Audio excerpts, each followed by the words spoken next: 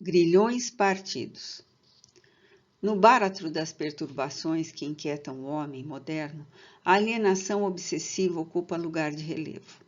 Estigmatizados por inenarráveis tormentos íntimos que procedem dos refolhos da alma, os obsediados por espíritos têm padecido lamentável abandono por parte dos respeitáveis estudiosos das ciências da mente, que, aferrados a vigoroso materialismo, negam drasticamente a interferência dos desencarnados na condição de personalidades intrusas na etiopatogenia de algumas enfermidades mentais.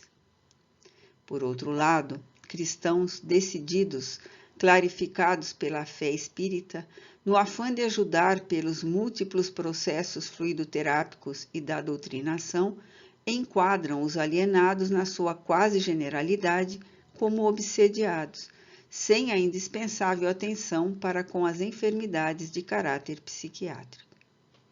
Não são verdadeiros os postulados extremistas negativos dos primeiros, tampouco os exageros do segundo.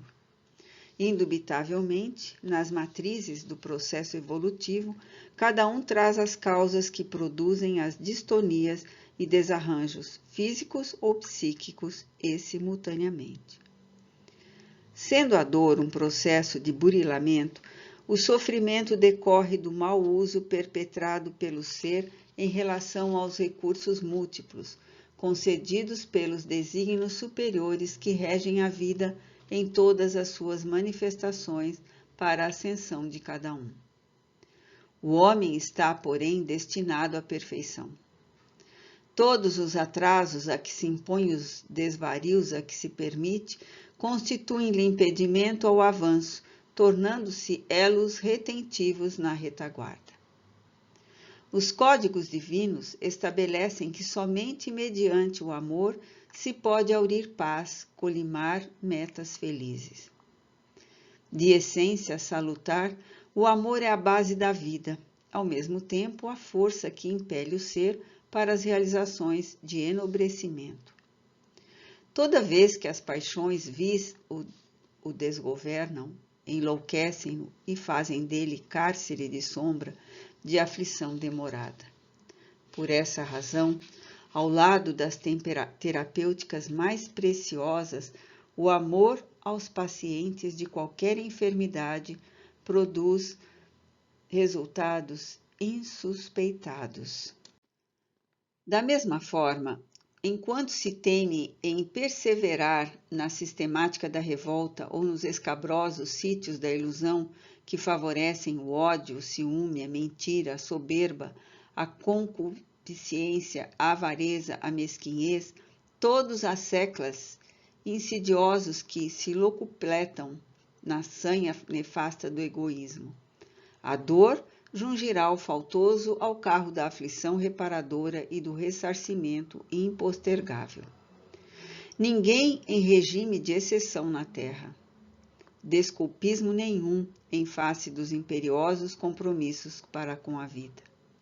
Em cada padecente se encontra um espírito em prova redentora, convidando-nos à reflexão e à caridade. Na imensa mole humana dos que sofrem a loucura, conforme os cânones das classificações psiquiátricas, transita um sem número de obsediados que expungem faltas e crimes cometidos antes, e não alcançados pela humana justiça na oportunidade. São defraudadores dos dons da vida que retornam jungidos àqueles que infelicitaram, enganaram, abandonaram, mas dos quais não se conseguiram libertar. Morreram, sim, porque não se aniquilaram. Trocam de vestes, todavia permaneceram os mesmos. As conjunturas da lei os surpreenderam onde se alojaram e as imposições que criaram ligaram vítimas a algozes, credores a devedores, em graves processos de reparação compulsória. Atados mentalmente nos gravames cometidos, construíram as algemas a que se aprisionam, em vinculação com os que supunham ter destruído. Debatem-se presos aos mesmos elos, lutando em contínuo desgaste de vitalidade com que enlouquecem, até que as claridades do amor, do perdão, forças sublimes da vida, consigam partir as cadeias e libertá-los, facultando que se ajudem reciprocamente. Enquanto o amor não se sobrepõe ao ódio e o perdão à ofensa, marcharão em renhida luta, perseguindo e auto-afligindo-se, sem termo, pelos dédalos de horror em que se brutalizam até a selvageria mais torpe. Muito maior do que se pode supor é o número dos obsediados na Terra. Estão em soledade, em grupos e em coletividades inteiras. Estes são dias graves para o destino do homem e da humanidade.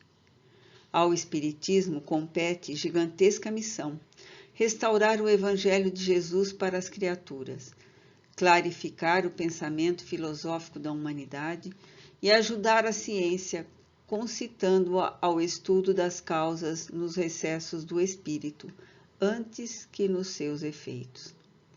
Consolador, cumpre-lhe não somente enxugar as lágrimas e os suores, mas erradicar em definitivo os fulcros do sofrimento onde se encontre. Não é de origem divina a dor, portanto, possui caráter transitório, com função específica e de fácil superação, desde que o homem se obstine em atingir as finalidades legítimas da existência. No trato, portanto, com obsediados e ante as obsessões, armemo-nos com os recursos do amor, a fim de que consigamos o êxito de ver os grilhões partidos e os espíritos livres para os cometimentos da felicidade. Antes de cada capítulo da presente história, tivemos o cuidado de citar um conceito retirado da nobre codificação kardeciana, fonte inexaurível de salutares informações e base segura para os estudos em torno das questões palpitantes do ser, do destino, da vida. Demonstramos assim a estuante atualidade da obra colossal de que se fez ímpar realizador o eminente lyonês Allan Kardec, a quem devemos luminosas lições de sabedoria e de vivência cristã. Suplicando a Jesus, o Senhor dos Espíritos, que nos ampare na trilha redentora, damos por concluída a nossa tarefa na condição de servo inútil que sabemos ser.